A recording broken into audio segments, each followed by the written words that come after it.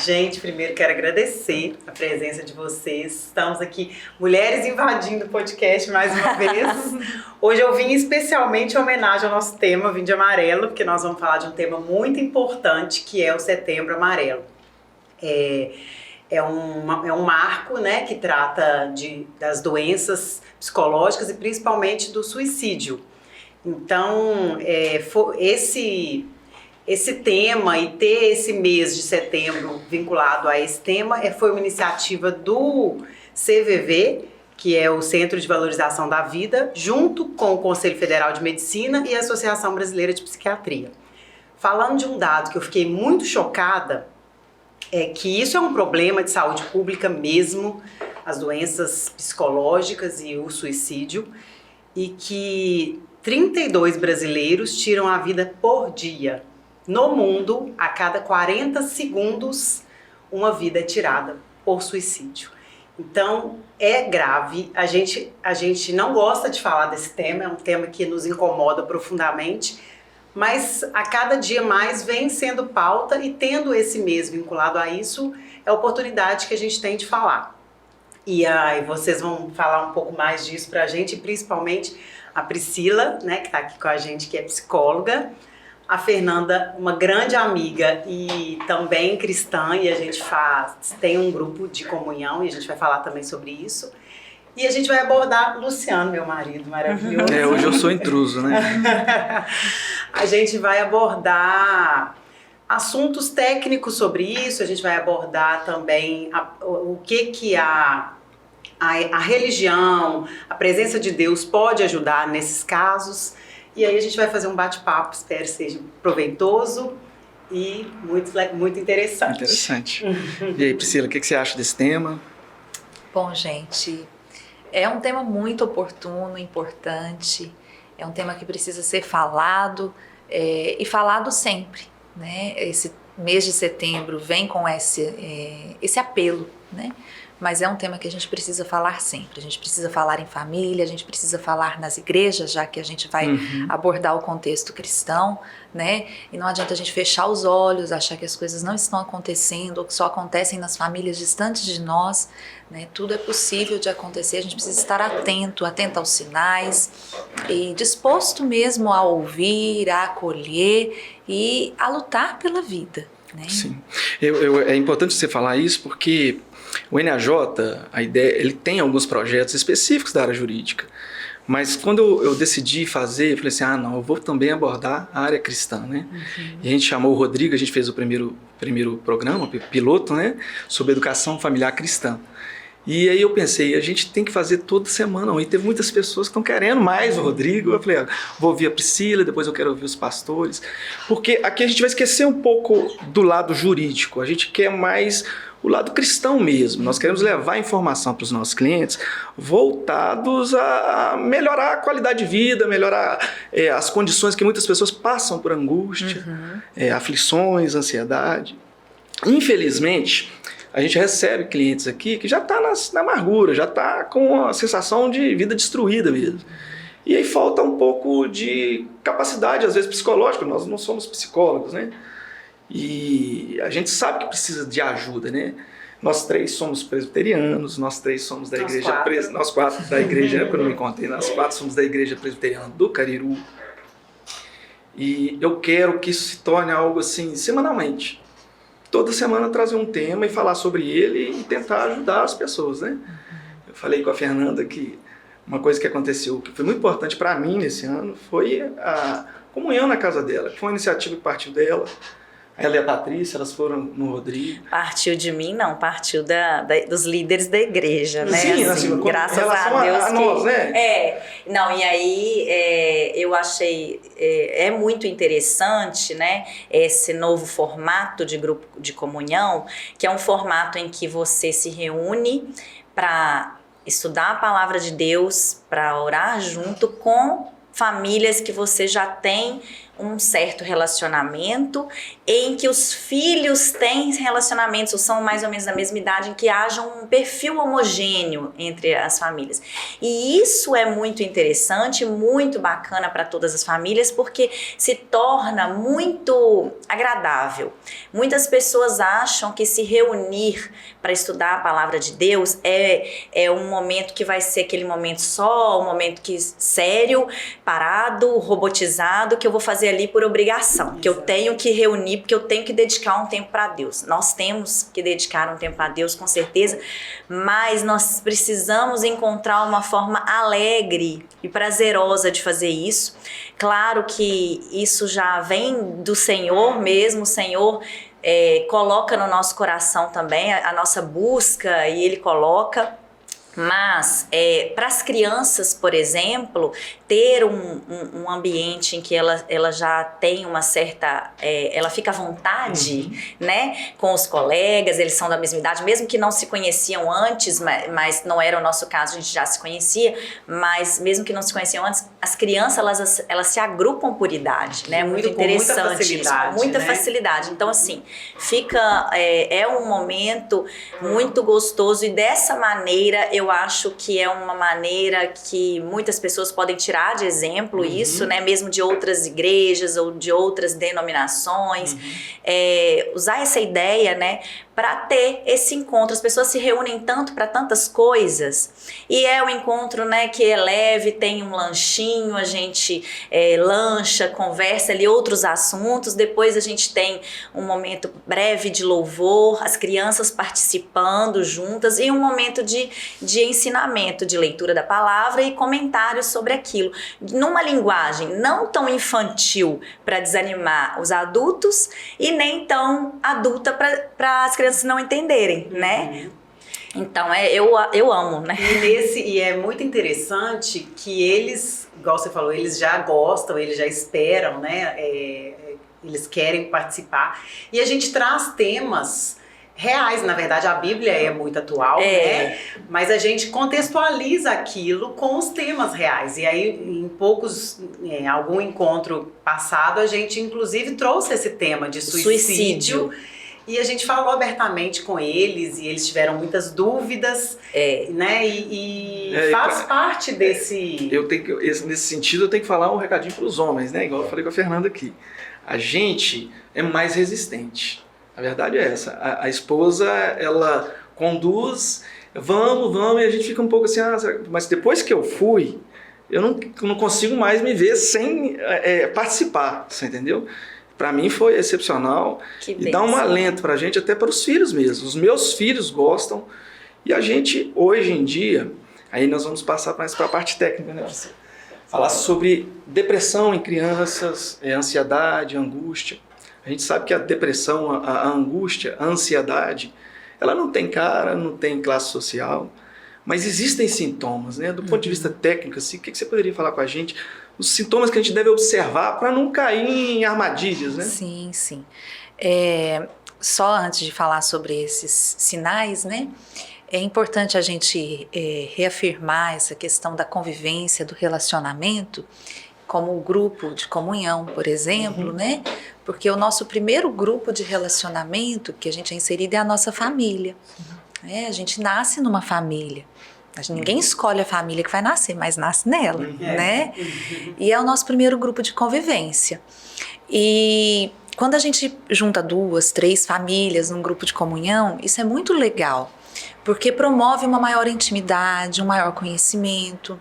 E é tão interessante viver isso nesse momento, porque a pandemia nos distanciou, né? A gente já vinha se distanciando, e de modo que às vezes as pessoas elas ficaram em suas casas, as famílias se trancaram mais em suas casas, mas dentro de suas casas mais distantes uns dos outros, né? Por diversos motivos. O uso excessivo e mal administrado da tecnologia, às vezes pais que não sabem lidar com problemas e acabam se fechando emocionalmente, isso reflete nas crianças. Sim. Então, quando você vem para um grupo de comunhão com famílias que possuem intimidade entre si, você facilita esse relacionamento até familiar, o conhecimento, né, de uns para com os outros. Às vezes os pais não conhecem o coração dos seus filhos. E os filhos também não sabem o que está ali no coração dos seus pais, há um relacionamento familiar distante, né? E isso é muito importante, porque o grupo de comunhão, ele traz a família para junto, ele traz a família para perto e facilita esse conhecimento, essa troca, essa intimidade. Morar na mesma casa não quer dizer que a gente se conhece, que a gente tem intimidade. A gente tem visto famílias morando na mesma casa sendo estranhos uns aos outros, verdade, né? Verdade. E aí, principalmente numa fase que entra a adolescência, que vai mudando o comportamento, muda muito, né? A gente fica até um pouco sem reação, até quando faz parte daquele, né? Do processo de desenvolvimento, o que não está na curva ali, o que não é legal, surgem muitas dúvidas. Então a gente precisa, enquanto pais, enquanto família, olhar para os nossos filhos e fortalecer os nossos laços desde o nascimento. Porque quando as fases difíceis forem chegando, o vínculo vai superar as dificuldades.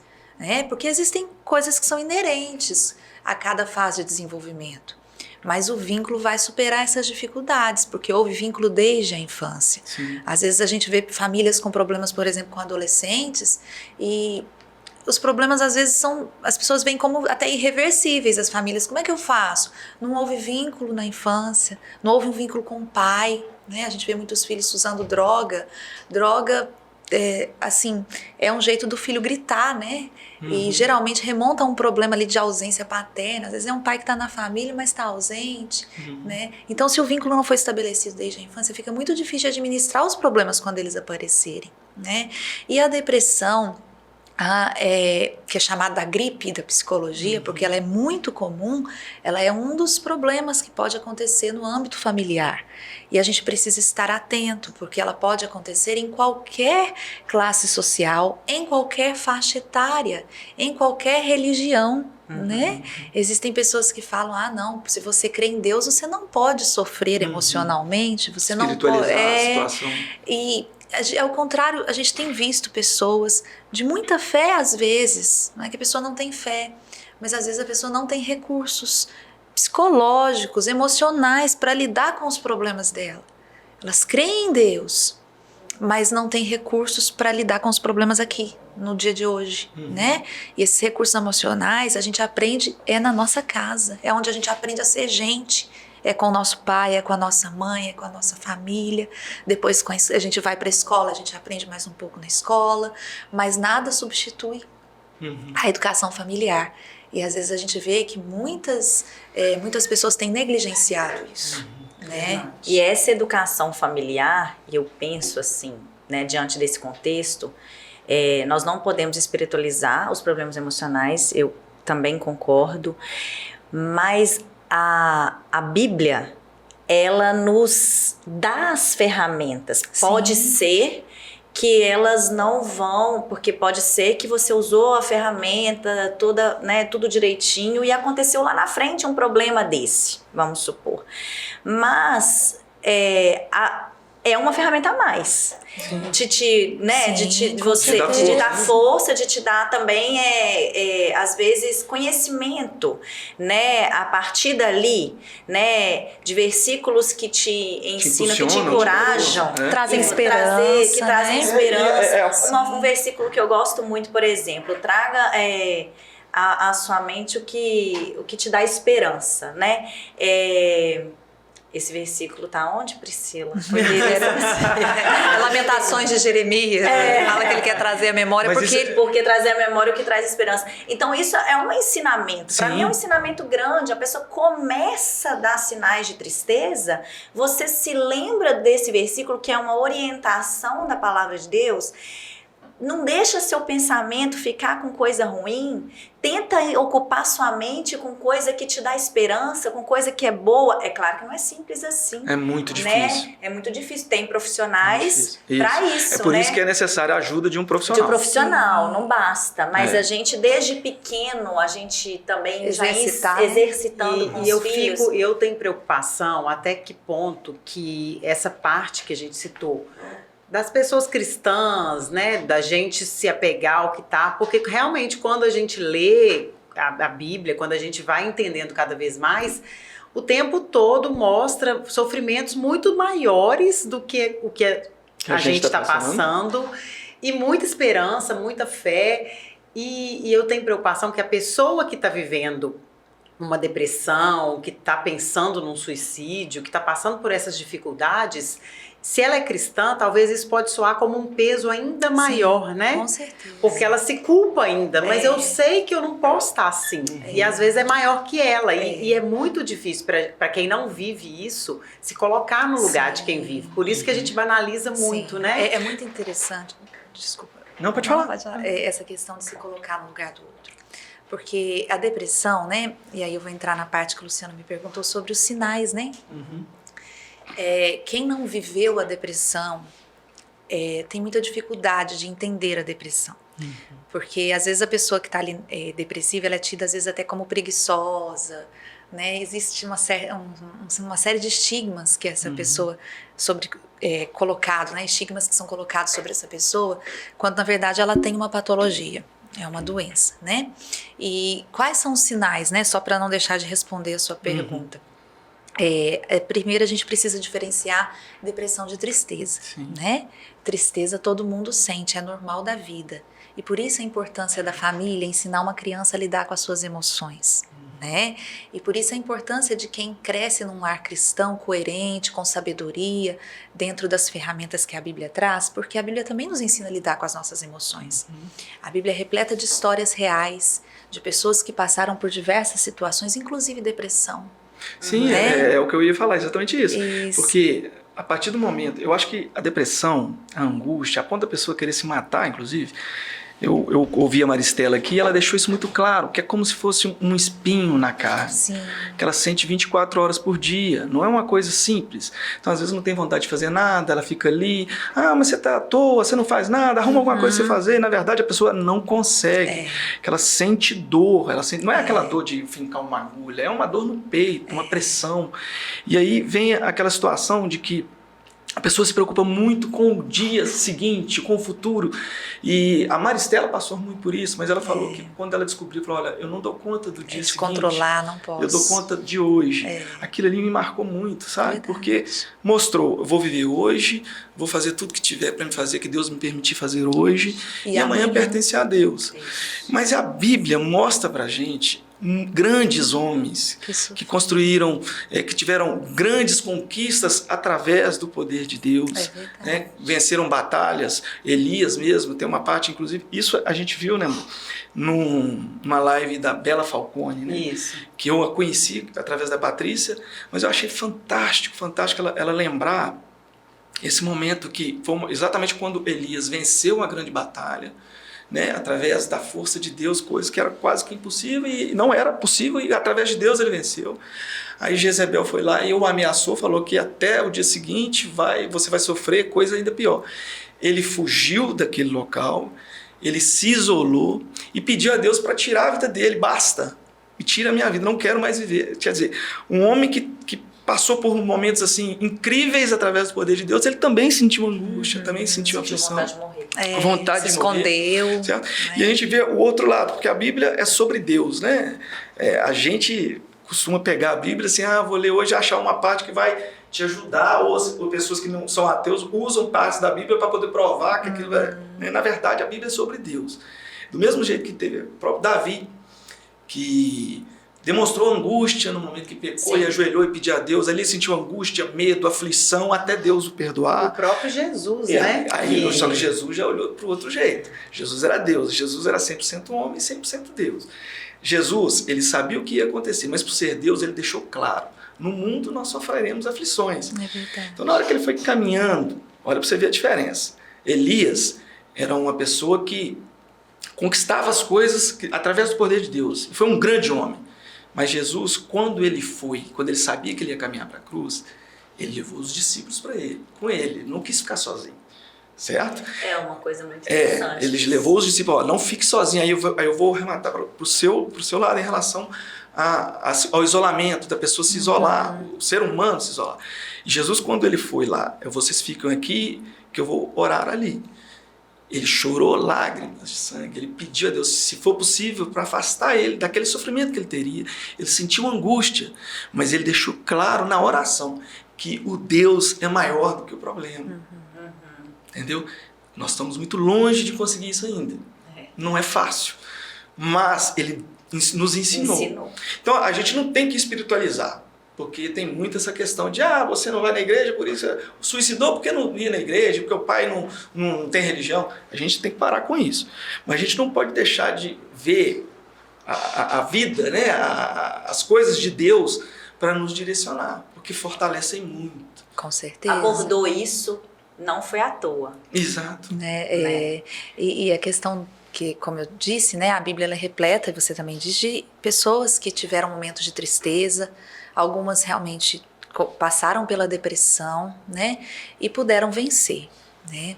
Então, eu acho que para a gente lidar com esse Setembro Amarelo, falar sobre a depressão, é importante a gente separar tristeza de depressão. Tristeza todo mundo sente, só que a gente está formando aí uma nova geração que não sabe lidar com as suas emoções, que não sabe lidar com as frustrações, com as críticas. É uma geração que quer se expor, né? Não tem como, tá toda exposta aí socialmente, nas mídias, né? Nos canais, nas redes sociais, mas não sabe lidar com a frustração, com a crítica, com o peso dessa exposição. Então, a gente precisa ensinar desde cedo e nós adultos precisamos refletir. Tristeza todo mundo sente, é normal, é uma emoção. Deus nos fez com capacidade de sentir alegria, tristeza, raiva, enfim, todas essas emoções. Estar triste não é um problema, né? A tristeza, ela é passageira, essa é a principal característica dela. A depressão, ela é ligada a uma angústia, a um desânimo generalizado que não é passageiro. Né? A pessoa, quando ela está em depressão, um adulto em depressão, por exemplo, ele é caracterizado por um desânimo generalizado. Ele não tem ânimo para fazer as coisas simples da vida por um período grande. Um desânimo maior que 15 dias, aí você já pode desconfiar que tem algo patológico que precisa ser tratado. É aquele desânimo, nossa Deus, eu não dou conta de levantar para escovar um dente, de tomar um banho, de me arrumar, mesmo que seja de uma forma simples. É um desânimo, a gente chama de generalizado, um humor rebaixado de forma generalizada. Isso é um alerta, né? Se a depressão não for tratada, ela pode evoluir para o autoextermínio, para o suicídio, né? Então a gente precisa ter um olhar atento, a gente precisa acolher, às vezes eu falo assim, nossa, eu estou identificando um amigo ou alguém da família com esses sintomas, o que eu faço? Isso, né? O que eu faço? Eu não tenho recurso, eu não sou psicóloga, eu não sou líder de igreja, o que eu faço?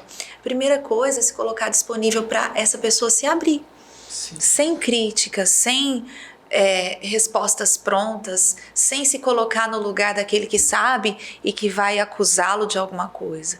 Seja um ouvido mesmo, porque muitas vezes a pessoa tendo com quem conversar, isso já diminui muito o risco o isolamento é perigoso, de que ela vá cometer algo contra si.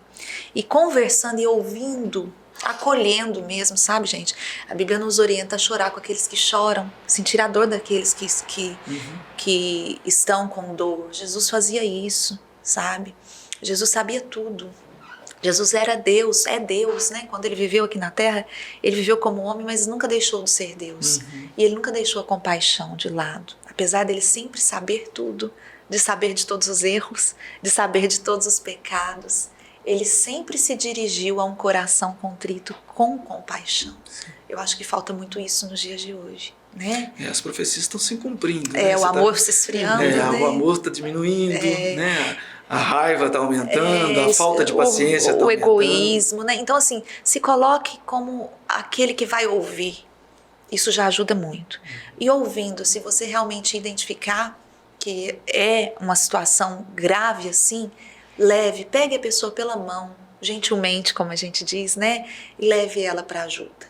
Priscila, né? E uma coisa, uma dúvida. E quando, por exemplo, porque em números ou talvez no que você acha, assim, a maioria dessas pessoas ou a minoria está aberta não, mas está assim, apta a conversar com quem se coloca à disposição? Porque muitas vezes pode ser que a pessoa não Se queira feche. ajuda ou O se psicólogo tem fecha. uma capacidade muito grande para fazer isso. A gente não tem, né? A gente tem que tentar, mas a psicologia... Por isso que a ajuda profissional é Mas essencial. às vezes você vai chegar e vai falar, então nós precisamos ir no psicólogo, vamos marcar uma consulta. Não quero de jeito nenhum, não sei o quê. Marca e leva, né? É isso, às vezes você precisa ir junto, Aham. sabe? Às vezes a primeira consulta, você, não, eu vou com você, Aham. sabe? Porque realmente às vezes a pessoa ela não tem força, ou ela tem um preconceito mesmo, psicólogo é médico de doido, é médico pra doido, Aham. né? E não é, né? Aham. A gente tem as pessoas ainda têm preconceito. Mas assim, se a pessoa conseguir se abrir com você, já vai ser ótimo pra ela, né? E aí, com sabedoria, devagarzinho, vamos juntos. Se você não gostar, não tem problema, mas vamos tentar, né? Levar a um psiquiatra, a um psicólogo. E talvez no primeiro momento é necessário ser junto mesmo. Olha, eu vou com você, vamos. Sim. E aí a pessoa vai entendendo ali que aquilo vai ser bom pra ela, né? E você, talvez como eu, não sei se você sabe, mas eu sei de caso, inclusive assim, de suicídio mesmo, em que não houve esses sinais. Eu ia fazer essa pergunta.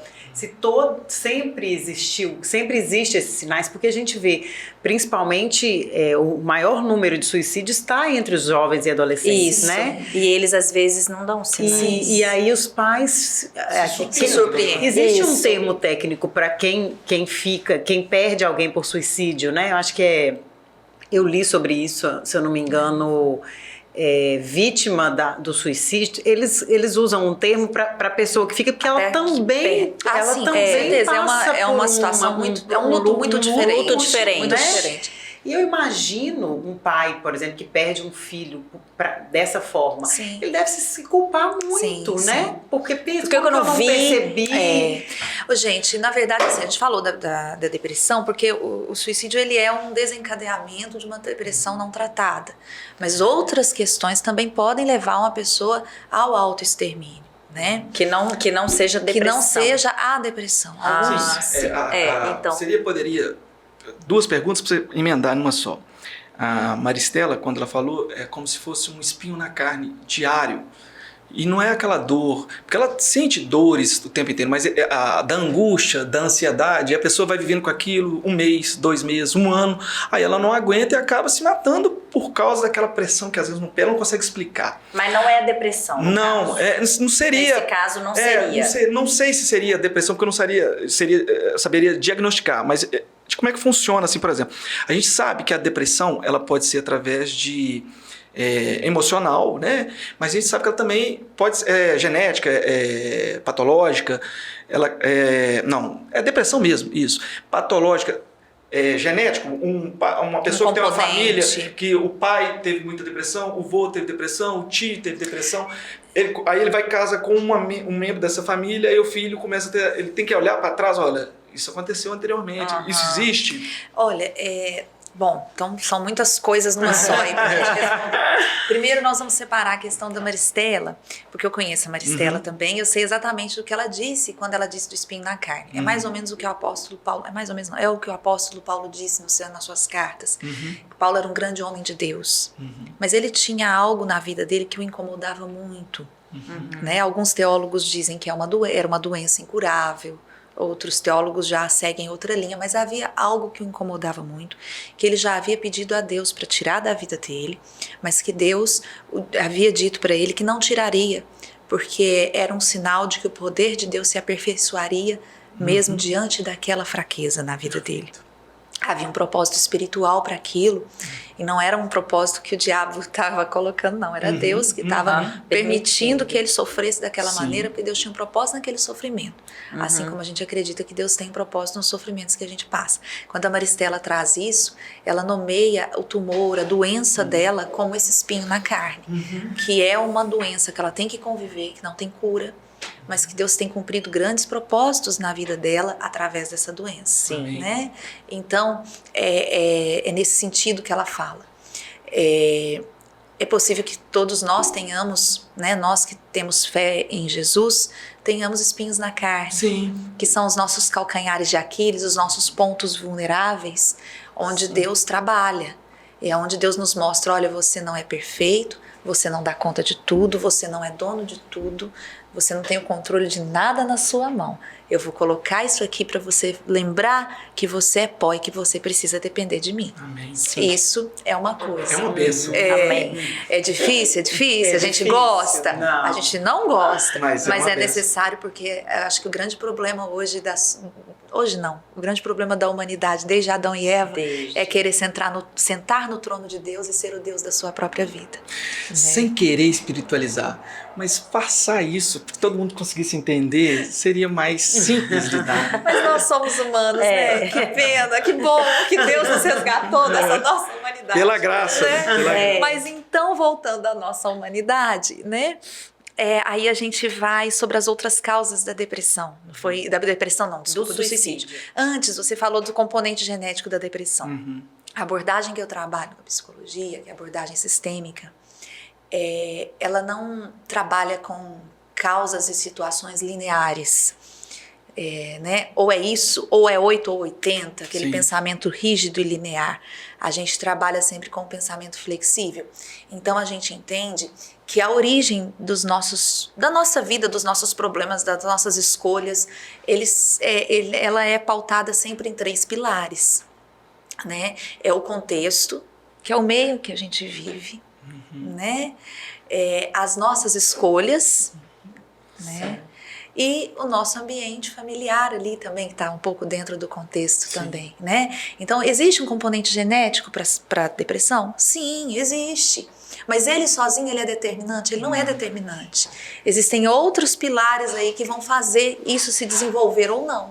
Porque eu posso ter um componente genético, mas eu posso ter um ambiente familiar tão saudável que me faça quebrar essa cadeia que vem sendo construída de gerações a gerações, né? E sobre o que vocês tinham abordado, que são as outras causas, né? Os jovens, às vezes, que não dão sinais de depressão, né? É por isso que é importante a gente conhecer os nossos filhos e o coração dos nossos filhos. Gente, ser pai e mãe dá muito trabalho. Tá? Então, assim, às vezes... É a melhor coisa do mundo, mas dá trabalho. Dá trabalho. E se a gente não quiser ter esse trabalho, então é melhor que não tenhamos os filhos. Porque os filhos, eles dão trabalho em todos os sentidos e é um trabalho que a gente precisa conhecê-los, né? Então, o que pode levar um jovem a se suicidar sem ter uma crise depressiva, né? Sem que a gente possa enxergar uma crise depressiva? Existem transtornos de personalidade. Sim. Que às vezes estão associados à depressão e às vezes bipolaridade. não. Sim, borderline. Existem, hoje, né, existe a influência muito da mídia. Sim. Né? Então a mídia, ela traz, gente, recentemente nós vivemos aí grandes casos, né, a baleia azul. Sim. Né? E essas campanhas, essas pessoas que ficam procurando, né, os nossos jovens como presas, os jovens geralmente já têm um perfil que vão cair nessas redes. Sim. Quem são os jovens que vão cair, né? Quem são o perfil? É lógico que não há nada determinante, mas geralmente é aquele jovem, aquele adolescente que se sente sozinho, que já tem algum problema com autoestima, né? Que já não tem liberdade para falar as coisas com seus pais. Né? Então é um jovem que não entrou numa crise depressiva, mas que foi uma presa fácil para as armadilhas. Entendi. Então a gente tem que analisar quanto mais intimidade, quanto mais relacionamento ter com o filho, mais forte ele se torna para lidar com esse tipo de situação. E é importante, deixa você falar, Fernandinha, a gente entender, eu sei que não é um assunto, mas tudo passa por isso. Né? Às vezes o pai acha que para ter intimidade, para ter relacionamento com o filho, do outro lado ele vai encontrar um filho que é igual a ele. É muito importante o pai entender que o filho, a filha, é uma pessoa diferente dele. Não é um mini não, né? É ficar nessa expectativa. Ele não é um troféu, ele não é um busca, né? E aí ele quer, e o filho também quer oferecer e não consegue, e vai ficar sempre. Uma vez uma profissional me falou sobre isso, muito interessante que você está colocando, e eu me lembrei. Porque o pai que às vezes, ela me explicou assim, o pai que quer ver no filho o mini ele, o filho sente que ele está buscando isso. É muito pesado. E o filho não é. Só que o filho se esforça Pra pra dar superar conta, aquela né? expectativa. E aí ele se frustra. E isso gera muito problema. E o filho se fecha. Porque Fecha, eu não posso... A pressão pode causar isso também. Eu não posso dizer pro meu pai que eu não Quero fazer isso. igual a ele. É lógico, gente, que a gente... Patrícia me chamou a atenção hoje. Valores são inegociáveis. Sim, valores. Mas certas escolhas podem ser flexibilizadas, por exemplo, desde que elas não firam a valores inegociáveis. Isso. Princípios, né? E o seu filho, ele precisa crescer sabendo que ele tem uma certa autonomia, que ele tem, né? A gente dá autonomia de acordo com a idade, tudo isso, porque senão ele vai se fechar e aí você não vai ter acesso ao coração dele. E isso é importante. O que acontece? A gente falou da falta de limite, da falta dessas crianças, desses jovens de hoje, de lidar com frustrações, né? E eles têm tudo ao alcance, eles são expostos, eles têm opções de escolhas diversas. E os pais, muitas vezes, têm medo de impor, né, as regras, os valores, as cobranças, com medo de frustrar os filhos, né? Porque às vezes muitos pais pensam que se eu for muito rígido, se eu cobrar muito, se eu ficar ali no pé, eu posso causar uma depressão, uma angústia, um medo, um suicídio no meu filho, quando muitas vezes é o contrário, né? Então é importante a gente entender que os valores são inegociáveis e que você pode ser um pai e uma mãe presente, um pai e mãe que dá abertura para o seu filho, que dá a ele possibilidade de ser ele mesmo, mas desde que dentro daquelas regras que são da sua casa e que você estabeleceu e que você continua sendo a autoridade.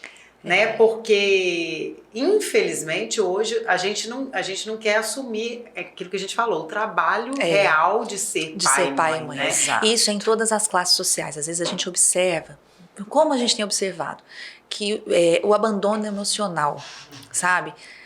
Dos pais por parte dos... abandonando os filhos emocionalmente. Isso nas classes sociais mais altas, isso na classe social mais baixa. A pandemia também evidenciou isso. Por quê?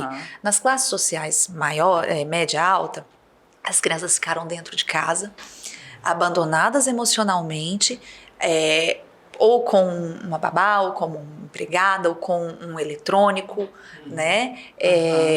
E aí a gente viu uma série de problemas crescendo, depressão infantil, obesidade infantil, uma série de coisas. Ou nas classes sociais mais baixas, onde também há o abandono emocional. Por quê? Porque já é o contrário disso. Não há aquela ânsia por dar tudo. Na verdade, não há nenhuma identificação em querer se dar porque não se teve, né? Então, é meio que um abandono emocional que a escola supria, mas a pandemia tirou a escola pública, né? E a criança é aquela criança que fica na rua. E ela come o que tiver, a hora que tiver, se tiver alguma coisa em casa come, se não tiver também não come, né? E ela fica exposta na rua a todo tipo de violência que a gente pensar, né? Em todos os níveis.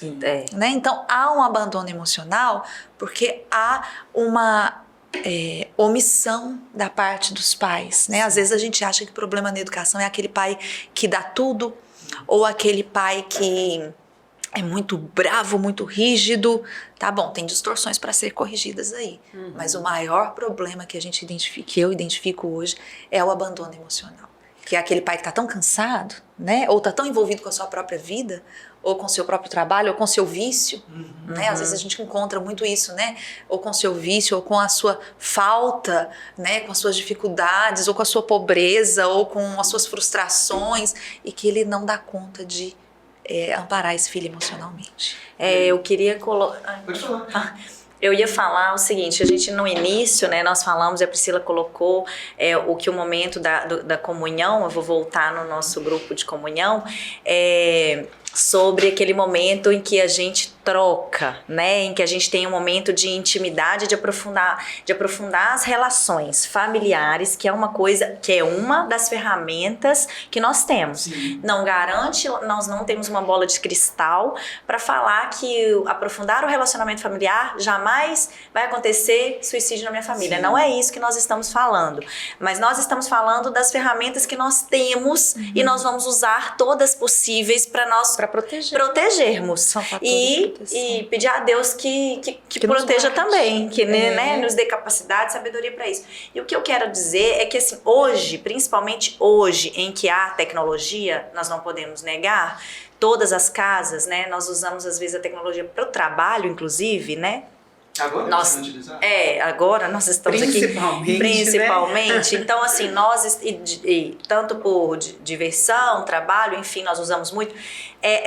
Nós já sabemos, já tá até clichê ficar falando disso, de que cada um fica no seu canto usando essa tecnologia. Tá junto, mas ao mesmo tempo tá separado. distante. Tudo bem. Então, nesse contexto de tecnologia, eu queria fazer cada um que estiver escutando pensar em um momento em que reúne com seus filhos por meia hora que seja para conversar sobre um determinado assunto.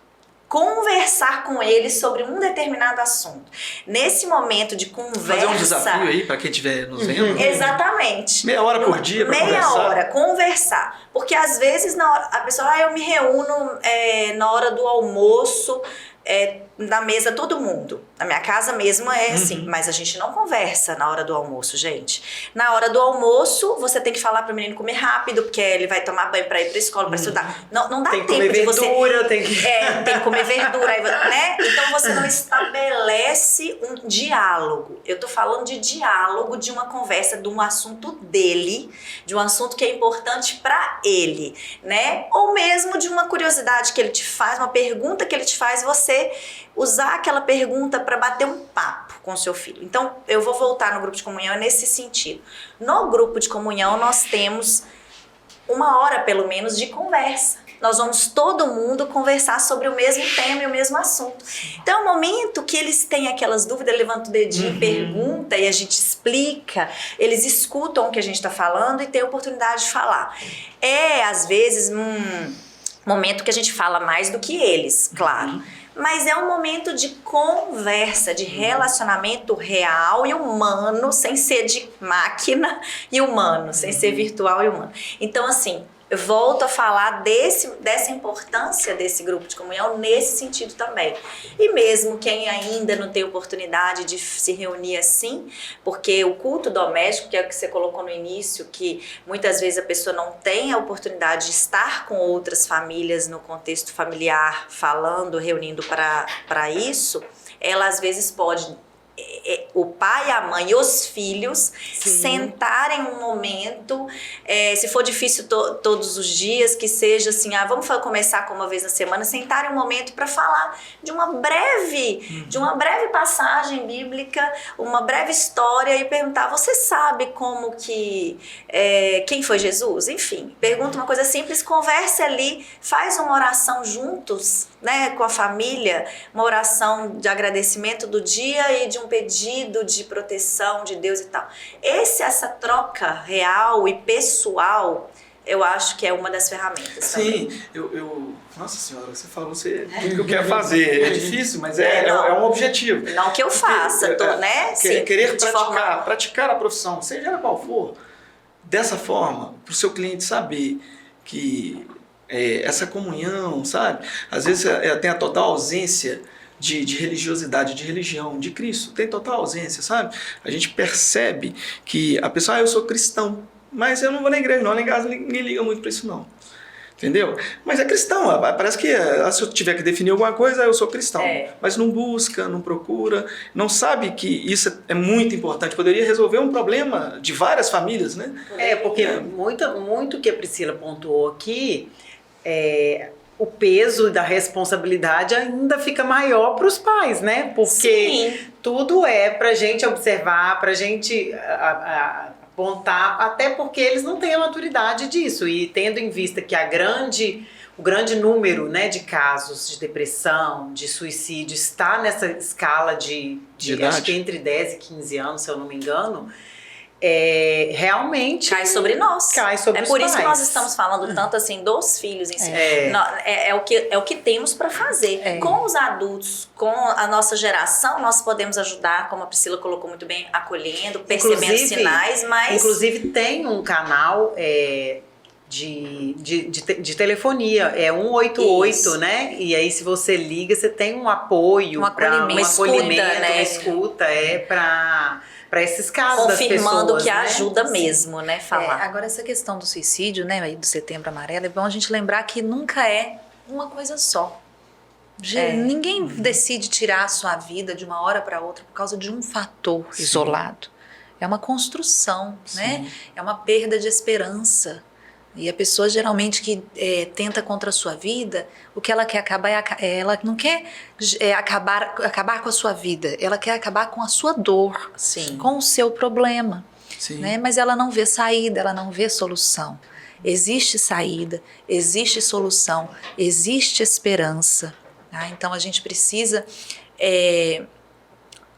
identificar isso, e se a quem estiver nos ouvindo estiver passando por um momento assim, né, sem esperança, ou numa crise depressiva que vem se arrastando, ou às vezes você não está num quadro depressivo, mas tem enfrentado problemas que têm minado a sua força, é importante lembrar que existe esperança, né?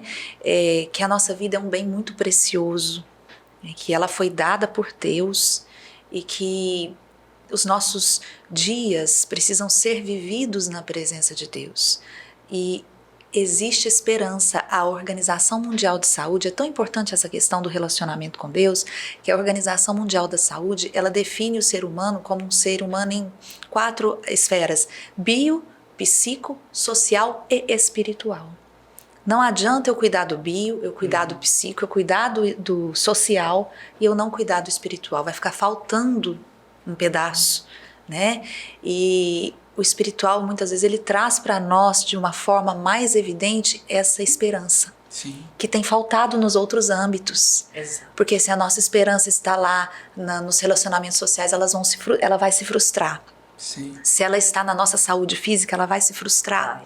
Porque, né, vamos adoecer a qualquer momento da vida, né? Se a nossa esperança está no financeiro, e nós vamos nos frustrar se a nossa esperança. Agora, em Deus, as nossas expectativas não são frustradas, né? Então, se alguém estiver nos ouvindo aí, né, nesse mês de Setembro Amarelo, que já está sem esperança, né, eu gostaria de deixar aí essa mensagem, que existe esperança, que existe ajuda, que existem pessoas prontas para ajudar, né? E que é necessário, às vezes, só um pouquinho de força para chegar nessa ajuda, né? Mas que é importante não abrir mão da vida.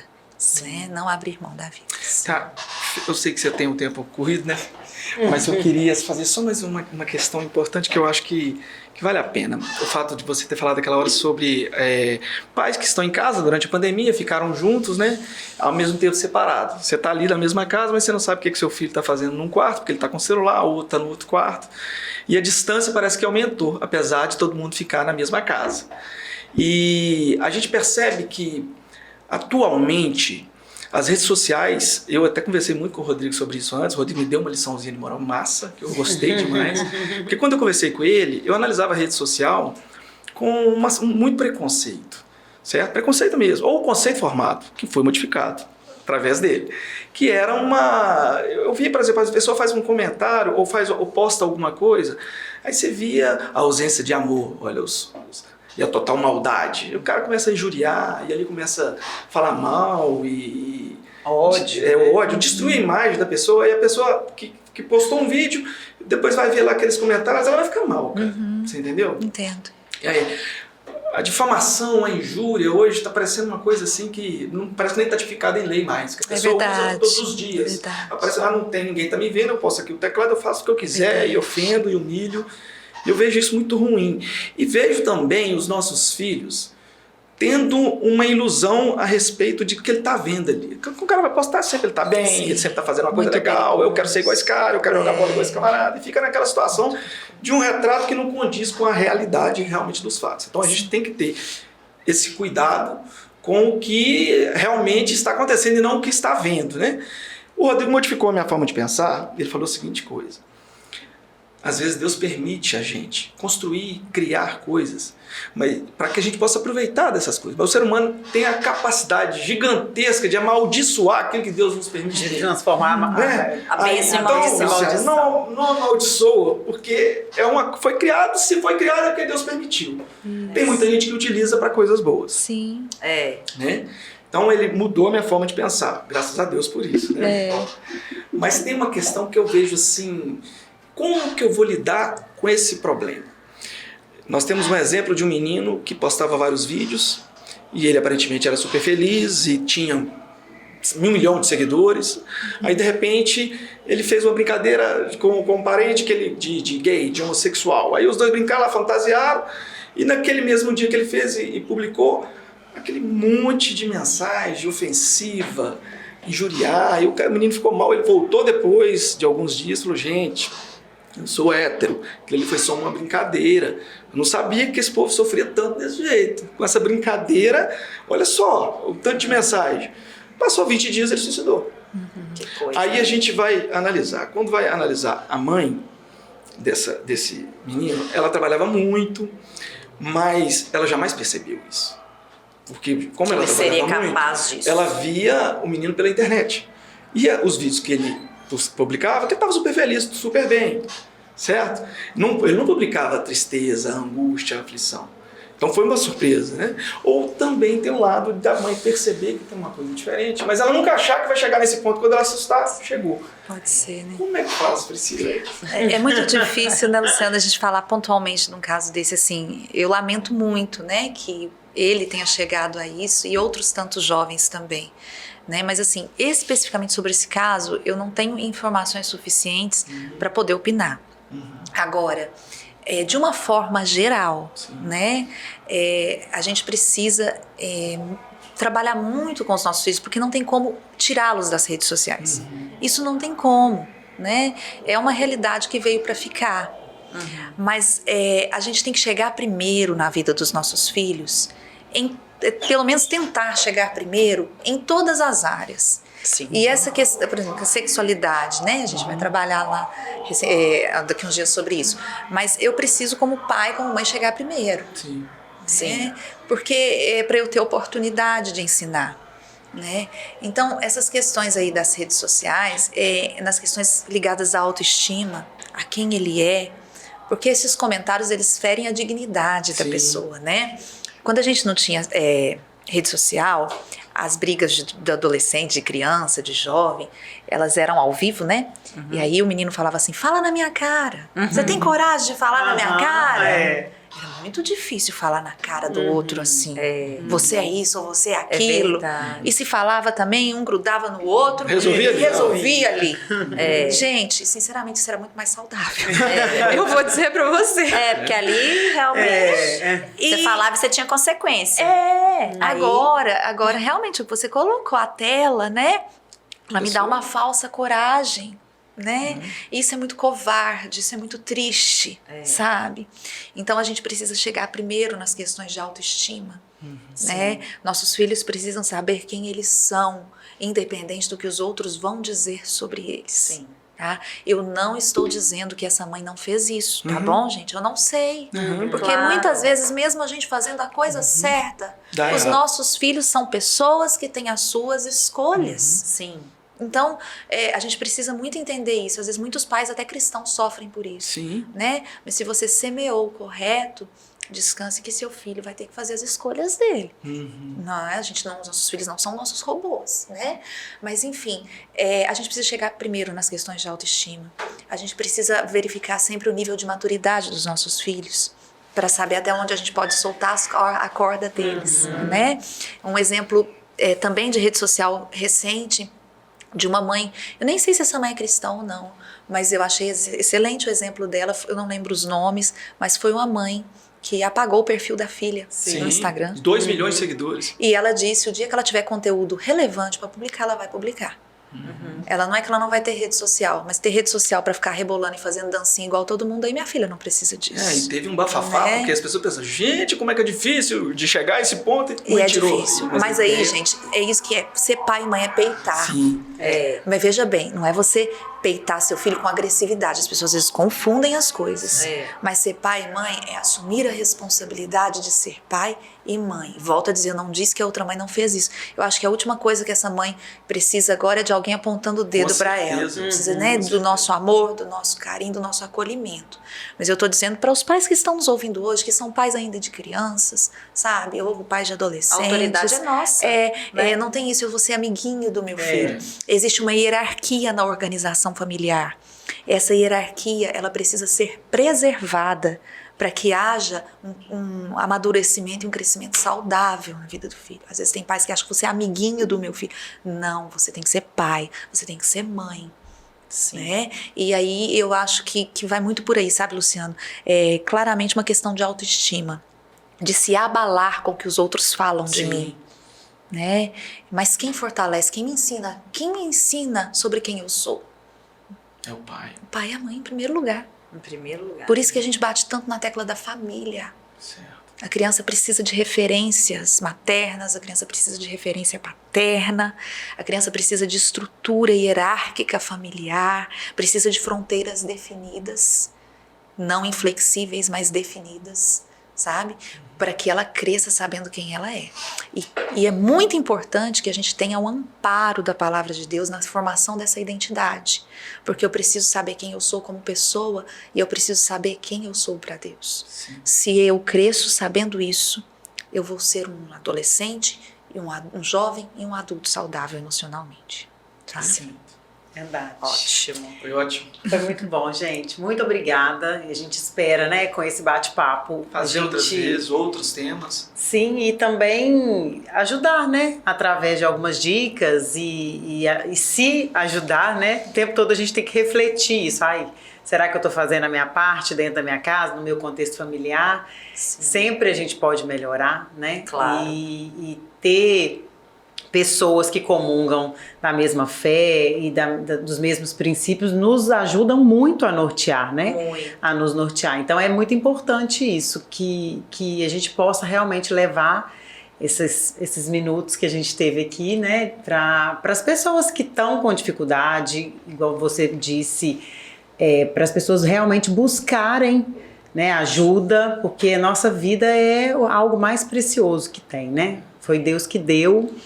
E a gente espera do fundo do coração que todas as pessoas que estejam passando por esse momento busquem ajuda, né? Que seja sempre para crescimento da obra, para honra e glória de Deus, sempre mais dele, menos de nós. Mas o que a gente puder fazer para ajudar, Com certeza. entendeu? Amém. Nós vamos fazer. Obrigado, Ótimo. obrigado, Fê. Obrigada, gente. Obrigada. Obrigada a vocês pela Oportunidade. oportunidade. Tá? Foi ótimo.